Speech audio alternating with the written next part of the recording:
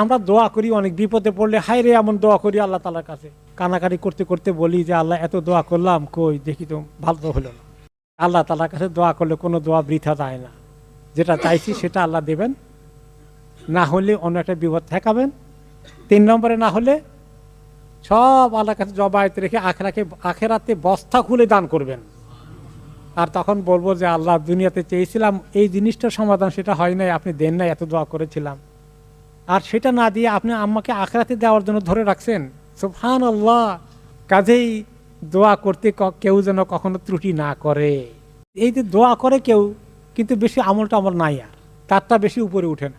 যে ব্যক্তি আমলগুলো করে এবং দোয়া করে তারটা উঠে বেশি। তো জন্য আল্লাহ তাআলা বলছেন এখানে, ইলাইহি ইয়াসআদুল কালিমুত তাইয়্যিব, আল্লাহর কাছে দোয়া করাগুলো, আজকারগুলো সুন্দর করে উঠে, ওয়াল আমালুস সালিহু ইয়ারফাহু, আর যত আমলে সালেহ বেশি থাকে এগুলো আরো বেশি উঠাই দেয় এগুলোকে। আর কারো